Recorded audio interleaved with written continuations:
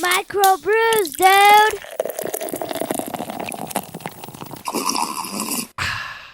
Dude.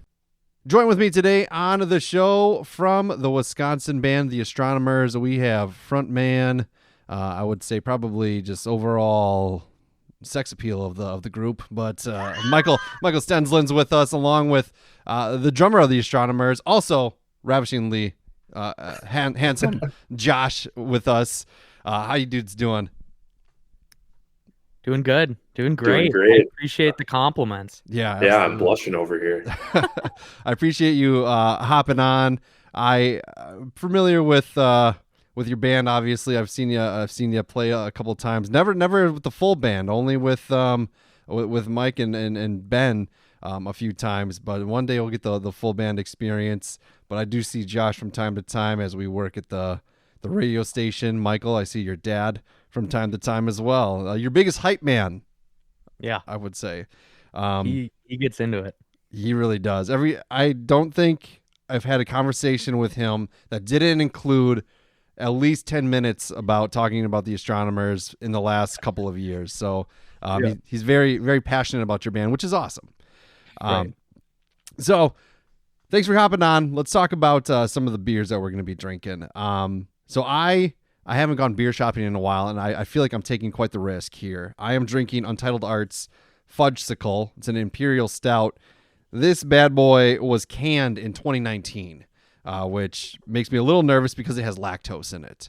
I don't know the shelf life of lactose beer, but I am going to. It was a little bubbly when I opened it, like not like the carbonation bubbly, but like toxic waste bubbly. So we'll see how it goes. But this is it's got Hershey's syrup in it, Chocolaca syrup, Dominican, Madagascan, and Guatemalan cocoa nibs from Nashville. Based Olive Sinclair for an intense chocolate flavor, lactose and vanilla. 12% on the ABVs, 65 on the IBUs. So at least if it's gonna poison me, I'll have a buzz with it. It's pretty dark. It's pretty thick. It's got a good smell to it. I don't know. Are you guys familiar with Untitled Art?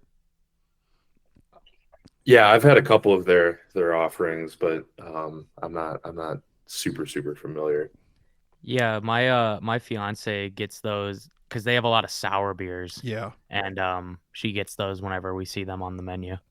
Yeah, the sours are always good. And that's kind of what they were known for at first, but now they have like a pretty good variety from Wisconsin. It's got a good chocolatey taste to it. I don't know if it's the stoutness of it or if it's the fact that it's going bad, but there's a strange kick, if you will, but that's okay. I'm going to continue to enjoy it and just let that 12% bubble through my veins. So Josh, what are you drinking? All right, I have a triple 755 from Blackstack Brewing, 10.8%. I don't know the IBUs on it. It's not on the can, but I love Blackstack Brewing. Anytime I see any of their beers on a tap list or can list, it's instant.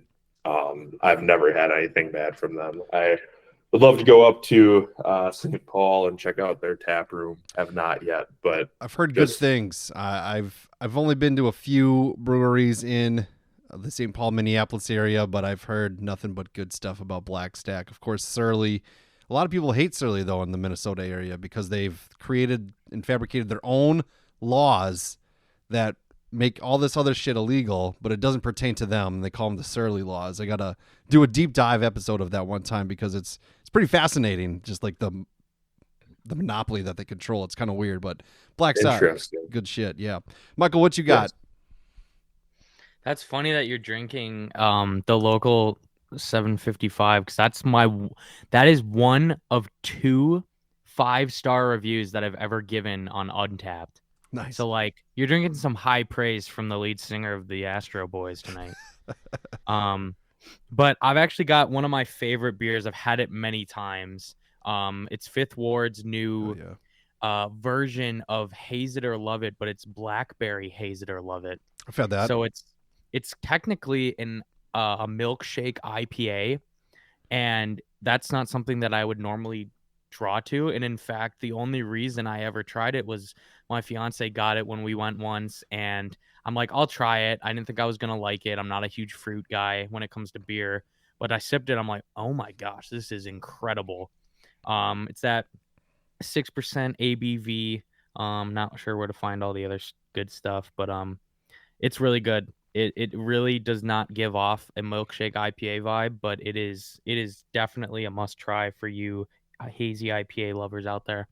Yeah, Hazy or Love is a really good beer. I'm pretty sure I've had the variant that you've had before. And it's always tasty. Fifth Ward, one of my favorite spots. My wife and I, whenever we can dump our kids off at a babysitter, or sometimes we bring our kids and we'll stop. They have some root beer and we'll get some good beers. It's an awesome place in good old Oshkosh, Wisconsin. Oh yeah. So being in this band, the Astronomers. First of all, let's talk about any beers that you've had. Have you in the shows that you've played? Because there's always a lot of two sides of the world of performing music live. There's one where you got the heart, the soul. You're putting everything out there each and every show, and then occasionally band members will cut loose a little bit, if you will, and have a little too many pre-show. Have you ever had an experience like that, or is it kind of like you gotta your head is in the performance all the time? I'll let you take it first, Josh, if you'd like. I've never particularly had any issues, anything like that. I've definitely towed the line, on some bigger shows. But as the drummer, it is also kind of my responsibility to tie everything together, and it would kind of be just kind of downright unprofessional for me to ever get too sloppy on stage. But yeah, it's a very interesting dynamic because Michael's like the greatest frontman in the world. No one could do what he does. No one in the Astronomers could certainly do what he does on stage. Like, he's just a ball of energy. So I need something like liquid courage to be able to get even a little bit animated on stage. So trying to toe the line and I think this last tour, at least me personally, but I think all of us were a lot better about kind of our intake before shows and kind of trying to cut that back and being more comfortable on stage. But also part of the fun about going to these new cities and these venues is beers that I'm never going to see in Wisconsin, being able to try those. And it's fun kind of memories and time capsules almost when you're looking back. Mm-hmm. Yeah. Well, I appreciate all the kind words, Josh. I've never been a big pre-show drinker. It's surprising if I ever have over 2 drinks before a show. Even over 1. I usually end up giving my drink tickets to the guys, honestly, when we're on tour, because like I know that they'll take them, and it's just not for me before I do what I'm doing. I would say when it comes to performing, that's like my biggest drive, passion, everything. Like, I love the music, I love the creating, everything, the art of it, the content, social media. But when it comes to performing, that's where like Josh said, that's definitely my thriving moment. And so yeah, I guess it's just I don't want to mess up anything that I've got going for me with vocals before a show, or I know the groove that I get in the minute I hit the stage, and I don't want to be altered. So yeah, I think I'm not too much of a pre-show drinker. I will agree with Josh that it is fun to like go to some breweries. Like, I remember we went to one in downtown Philly where we were able to try out some of those beers, which was cool. And other than that, I mean, if you go the cocktail route, you're getting like sippy cups at these bars that aren't Wisconsin. Like, you're getting the little like water cups at like a fill station. Like, it's it's definitely not worth it once you get past the drink ticket. So there's that. But overall, to answer your question, yeah, I'm not like definitely a huge on the road consumer. Yeah, that's all right. That's good. And we'll kind of cover like the more of like going all in with the band in a little bit later, but kind of give us a history of the Astronomers, how it all started. I recall a performance at a local fish festival in our local town by a band called Orange Afternoon. So kind of talk about the history of developing the band that you are now, because I mean, you guys are going on these tours. You're hitting a lot of different cities. You have like well over 500,000 monthly listeners on Spotify alone, which is, how do you start from playing in the basement or the garage to where you're at now? Yeah, it's a great question. When we answer this in so many different ways all the time. Um, Back in high school, like you said, Ben Baker, myself, and then one of our friends, Connor Mitchell, started a trio called BMC. And we would practice in Ben's parents' like basement where there was like a sound curtain up. And ironically, I was on drums for the first ever performance we did on like Instagram. And so a lot has changed since then. When we got to high school, or like when we started progressing in high school, we Connor met you through soccer, Josh, which would lead to then him bringing Josh in to say, "Hey, if, you're a drummer, we could use some cajon, which is like the box drum on some of our acoustic stuff that we do." And one thing led to another, and then we're getting our first gig in 2017 at Walleye Weekend, which is crazy to think about. It's so long ago. I was a junior, Josh was a sophomore, and all of our friends from Fondy came out and supported on the main stage at 3 p.m. for this cover band. But I think that moment for me when we stepped on stage, and it was like everyone was there to watch us perform what we've been working on. That was kind of when I knew that, like, okay, performing needs to stay a part of my life because I love it more than anything I've done. Um, and so Orange Afternoon would then kind of part ways. Once I went to college, there was like another form of it when Josh was still in high school, with some different members. But after that, it kind of depleted. And Ben and I would then start the Astronomers. He asked me one day, he said, "Hey, man, I've been doing this music thing on my own for a long time now, and I just kind of want to start adding vocals and make this more official. What do you say? Let's make it a duo." And I said, "Dude, I'm so down. I'm really not having the greatest time in my music education major. And I think I need something else. I'm a freshman in college, like everyone's kind of just Mm-hmm. figuring shit out." And so, but it ended up being such a great decision. Last minute, Ben would transfer to Oshkosh so we could room together. Hell yeah.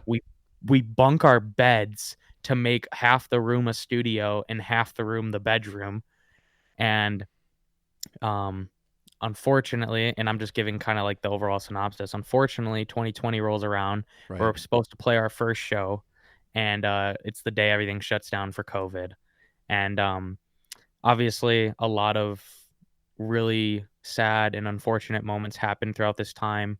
One of the upsides to it all was Ben and I were really able to find like our sound. We released a song called Overthinking, Mm-hmm. which has gone on to do 10 million plus streams on Spotify alone. And we started to think, okay, live shows are going to come back. We need a drummer. We need a bass player. And we knew Josh and Ike were still around.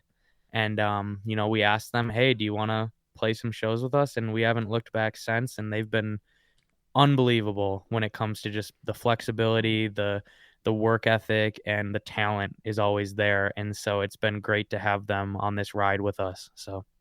And Josh, you do more than drums alone, right? You do other things with the band.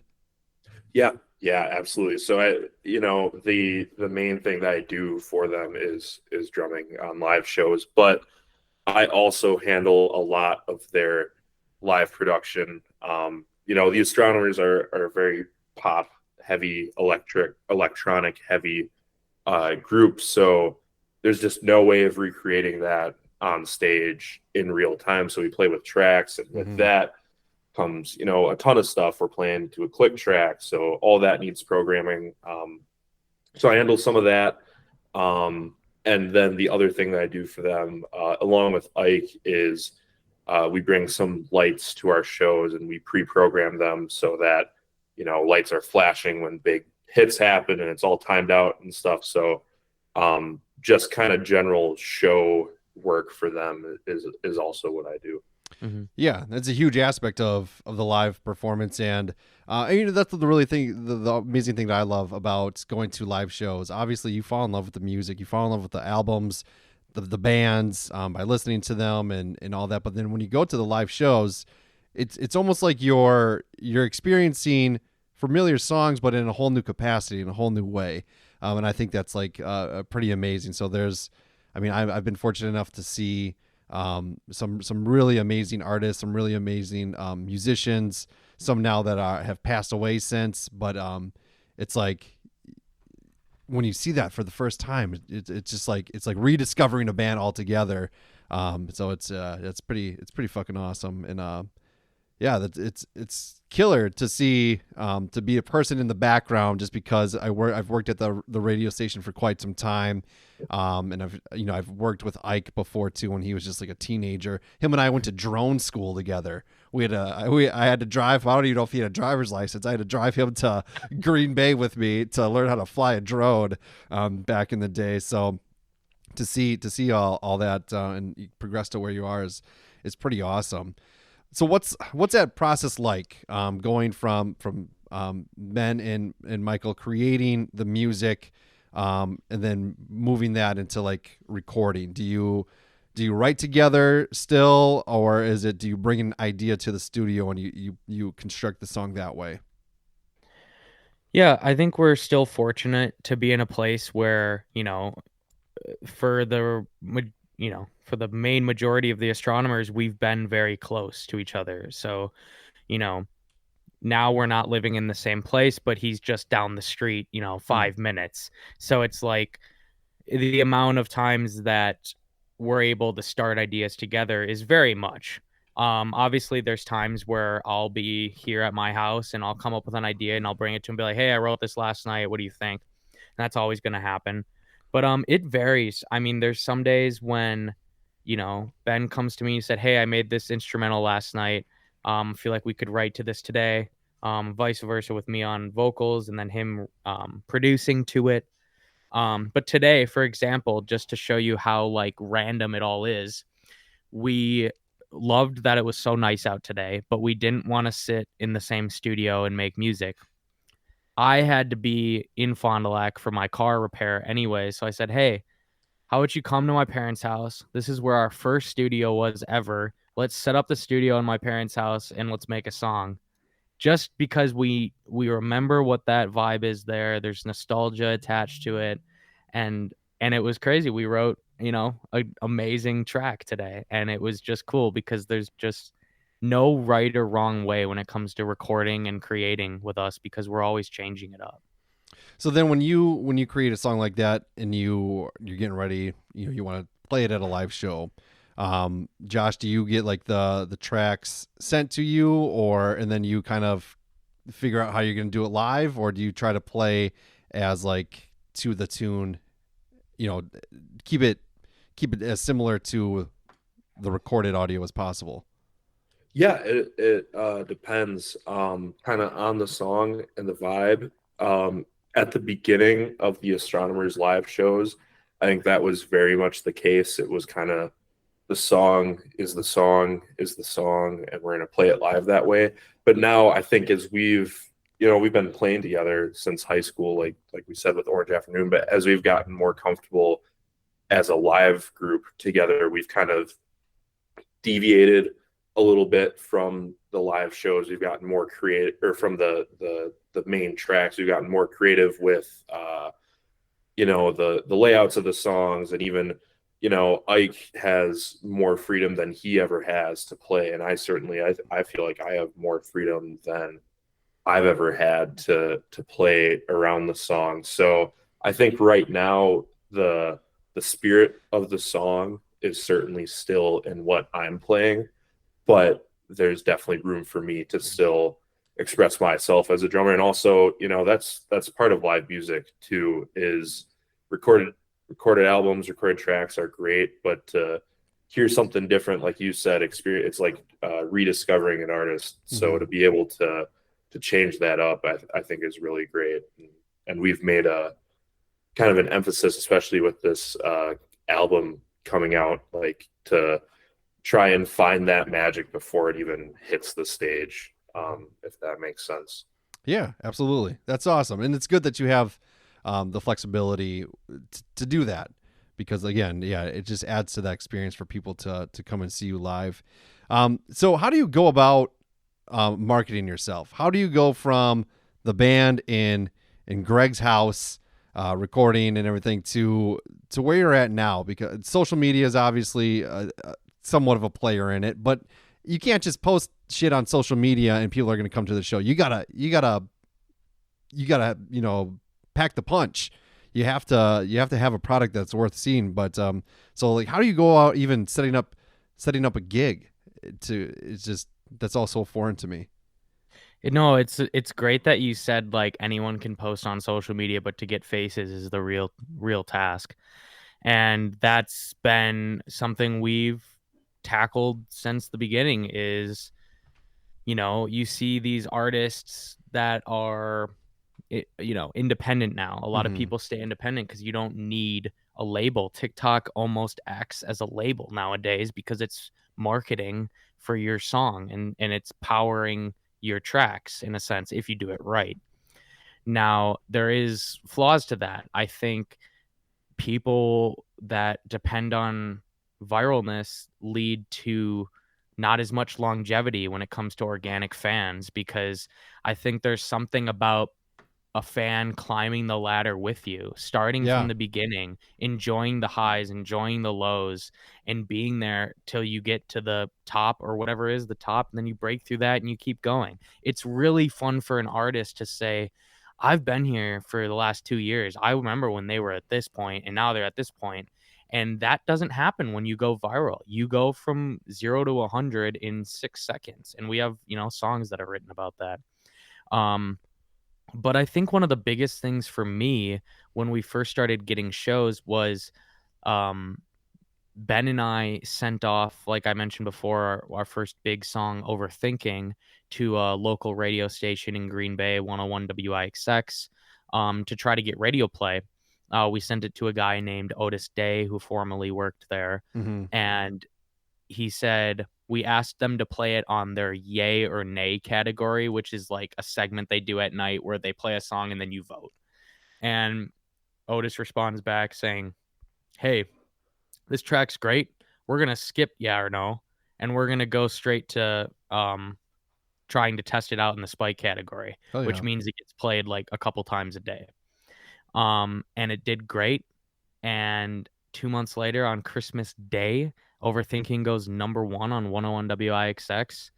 And we feel like that power that our music got from being on the radio helped progress people coming to our shows because it was a local, feeling for people. It's like, oh, these guys are from Fond du Lac and they've got the number 1 song on the biggest radio station in Wisconsin. Like, I need to see them. And that was a real big reason. We felt like we kind of threw Wisconsin on our back and they vouched for us. They sent it to their friends. Word of mouth was a huge key. And that really helped the first initial couple of shows for us before we had a booking agent at the time. So, yeah, that was definitely the beginning stages. Now we have a booking agent who's able to help us book tours and shows like that. But at the beginning, that was, I think, how we were able to do that.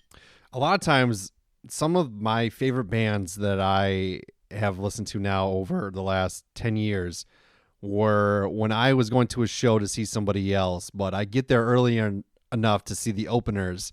Some of the openers that you've seen, like I've just been blown away by some of the bands. I saw a band. I don't know if you're familiar with the Menzingers.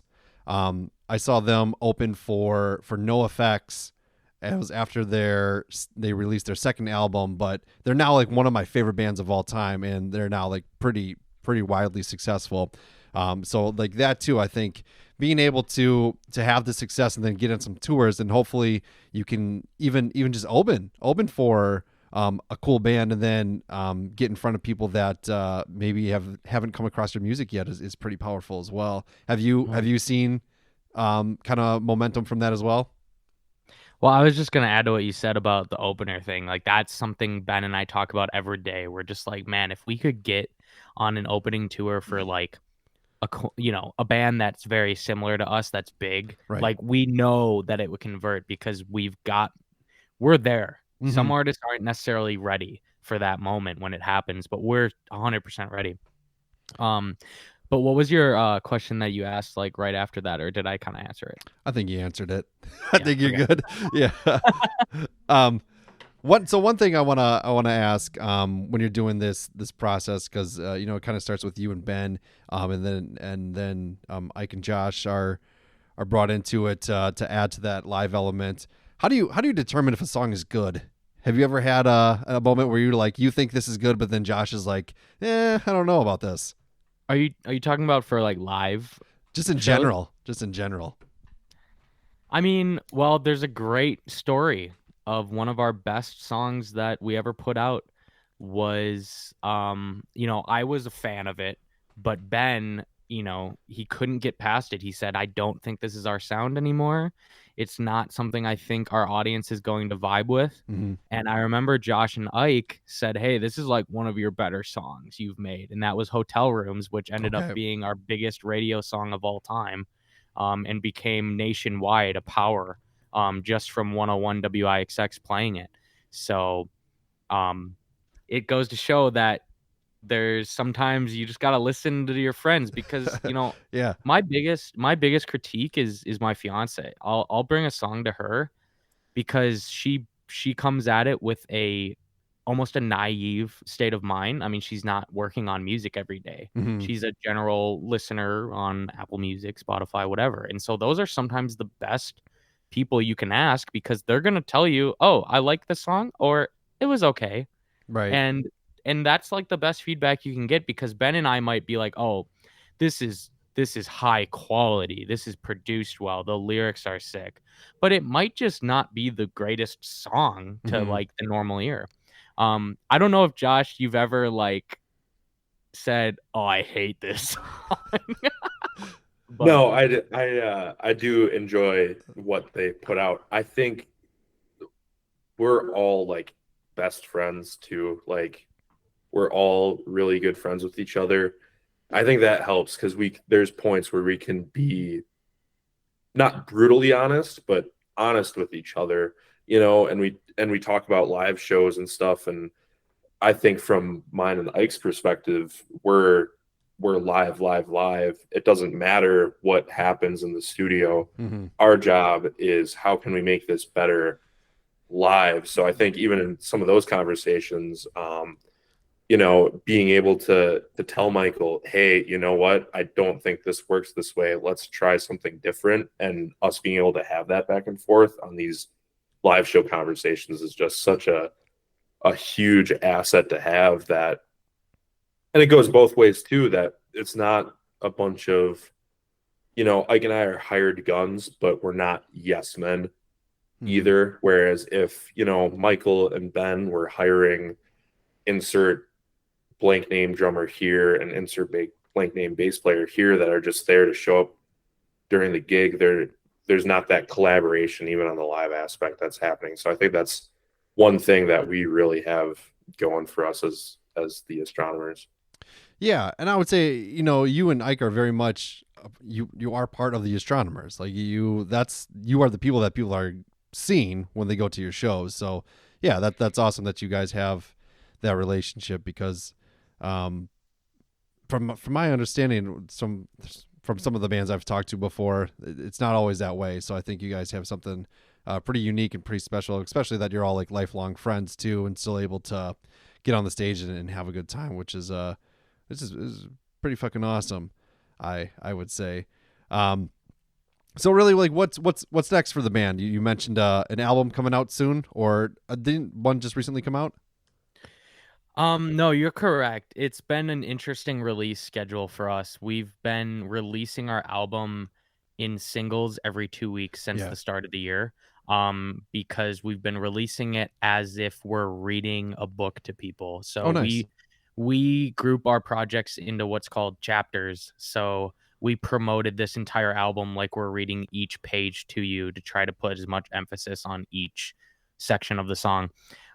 So the full album comes out on May 17th, and there's going to be 3 songs that release on that day to complete the full album. And then if people listen back, they're able to kind of see the Easter eggs, and the transitions between the songs are really cool. And there's just a lot of continuity in the whole thing, which is really a special thing. So yeah. Yeah, and I think the shift has been changing for a while now. It's important to have powerful singles. It's good to have good singles that are going to draw people in. But as a music listener, I honestly prefer to listen. I take them in as albums.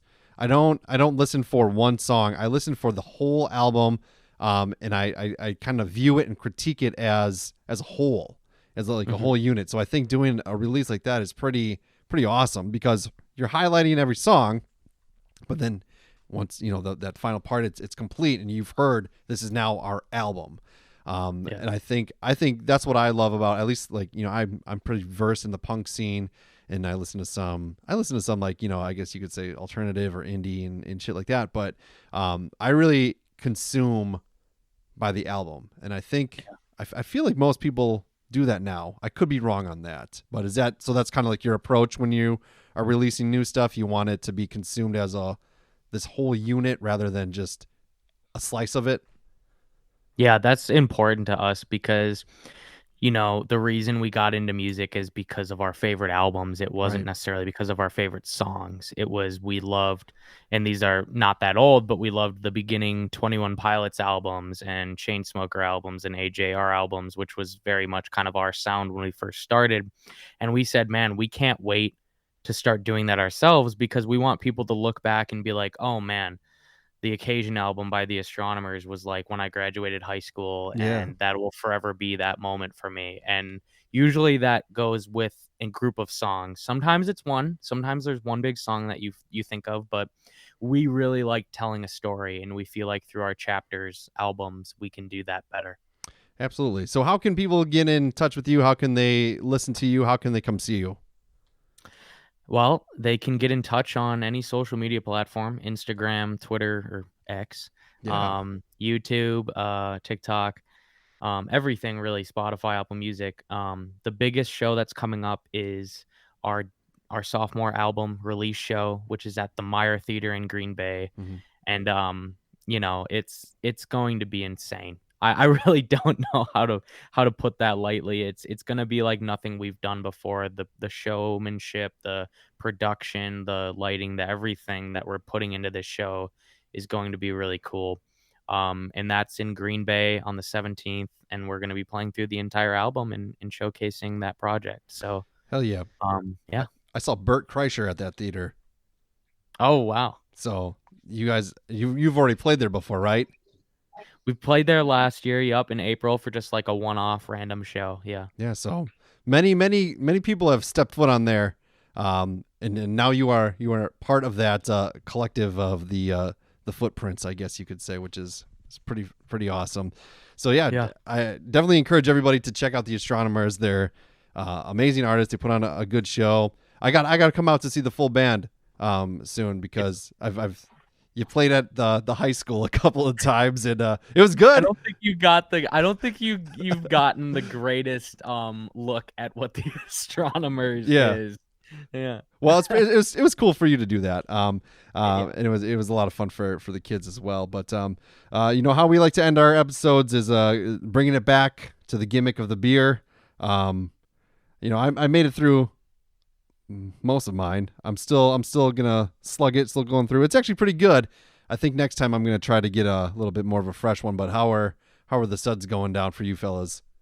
Oh my gosh, this is like, I think this is my favorite beer right now, so I just picked a good one. Oh yeah. Mine's great. Just probably a little bit over halfway through, but at 10.5%, certainly not something you're slamming back either. So especially on a Wednesday. Absolutely. Me and Josh got to put a few back to some really old man biker music a couple of weeks ago.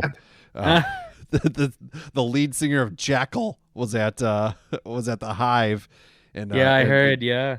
It was fun. It was a good show. Different crowd than I'm used to. Definitely a different crowd than what you guys are probably used to.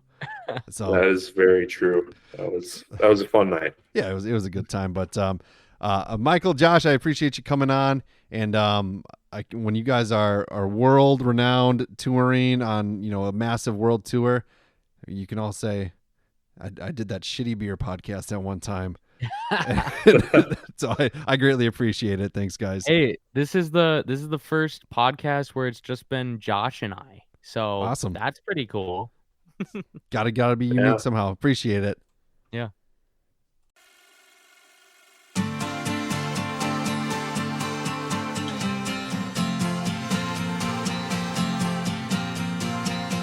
Driving far, far away just to get out of town. It's not your fault or your place, just need some common ground. And now I'm heading downtown to the place where I found my happiness when I was down. Wonder if it's still around. Oh my, wish that I could fantasize the way I did when I was 5. Can't believe I ever wanted to grow old. I guess I loved it after all. Can't believe I ever wanted to grow old. I guess I loved it after all. Firefly, fly away up to your paradise. Because when you're young you realize nothing matters after all, and you don't think twice. Now I'm heading downtown to the place where I found my happiness when I was down. Wonder if it's still around. Oh my, wish that I could fantasize the way I did when I was 5. Can't believe I ever wanted to grow old. I guess I loved it after all. Can't believe I ever wanted to grow old. I guess I loved it after all. It's 5:05 in my house still at night. I'm waiting for a sign that'll give me more than this mundane life in my basement. Hate how it looked tonight, so I say this time is the last goodbye. No more waiting for a sign. You were right where you're meant to be, just fine. Go and face it, you'll be alright. I guess I loved it after all. Can't believe I ever wanted to. I guess I loved it after all.